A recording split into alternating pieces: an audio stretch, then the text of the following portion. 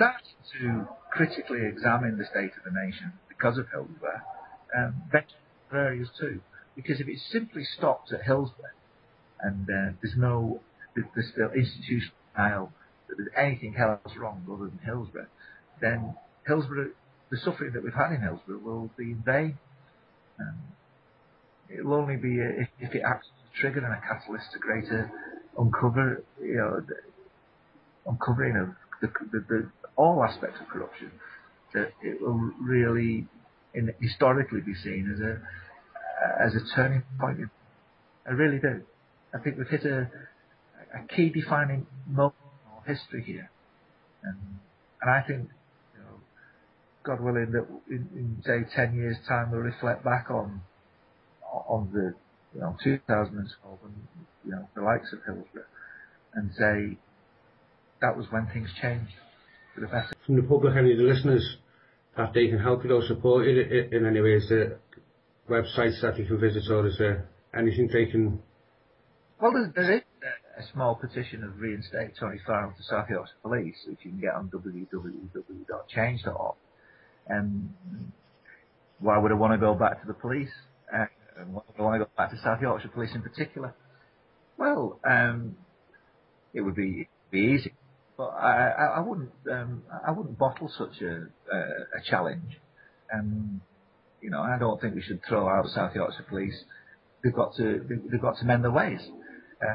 I feel as former principal intelligence analyst, I'd love to go back in and try and help on the healing process, and get them to help face up to the truth. There are one or two tricks I've still got up my sleeve on other cases that I'm not really at liberty to speak too much on the radio at the moment. Understandable, yeah. In terms of what I want to see is people get behind my stance. We can do that by visiting Rich Planet. There is an appeal fund there. Now, I'm not asking a donation for myself, but there might just be I might need, I am facing bankruptcy, but I just put my trust in that money will be provided, and if God wants me to, he seems to have called me out to sort of make this stance, that in a way I'll be provided for. But ultimately, I want to do this because of the public interest. This is to heal the nation. I've basically lost everything, but in a way, I've gained an awful lot more besides. There are a lot of more people in a worse plight than I am. So I don't particularly want to, ask for any kind of donations over and above. I want people to put their thinking caps on and their consciences and let them now perhaps have a voice. Yeah. On that note, Tony, can I say thanks very much for coming on the show. Thanks for me, George. It's been a pleasure to talk to you, and God bless, and thank you, viewers, for listening. And hopefully you'll come back on in the future and let us know, give us updates on what's happening over your own case. So people are clear that I've written to every single chief constable in the country recently. I've written to every single principal intelligence analyst. I've alerted them to Moad Dib's 7/7 Ripple Effect films, Ripple Effect 1 and 2. I've also made a number of documentaries. One is Colostrum and Farrell Are Dead, which pinpoints, instead of looking at 52 victims, we turn it on its head, and we're actually looking at 39 perpetrators in the suite of hearts. We're looking at the people in the truth movement who our sympathy should and support should lie. So that's an interesting satire. There's also an interesting YouTube video that's targeted at the church, which is Tony Farrell. Well, it's called Offensive, the story of Tony Farrell. Now, this was a film made by Tony Rook from Sussex, who was the first person I know that withheld his council tax under Section 15 of the Terrorism Act.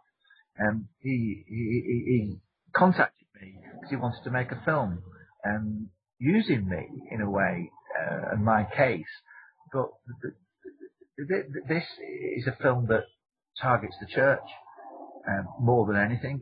And therefore this film, that viewers might be interested in reading, does sort of embarrass the church and make a call for action. And that film will be sent to all church leaders and all politicians. So we're hoping that we can spark something here by pricking the consciences of all leaders, not to come round and support me, but to actually speak up themselves and speak out in courage and in truth. That's all I can hope for. First of all, that's what I want. Well, thanks again, Tony. Thank you, George. And a pleasure. Good day. Good place. Thanks very much, Tony. Okay, folks, that was Tony Farrell there. I think one thing we can agree on is that he's a very brave man to do what he did. He could have certainly just walked away, as I said in the interview there. Could have just sucked the money and run, live comfortably off his pension, furthered his career, etc.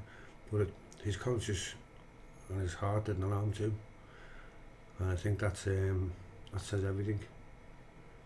Live comfortably off his pension, furthered his career, etc. But his conscience and his heart didn't allow him to, and I think that says everything. I think some of us should look inside ourselves for a bit of that courage and conviction,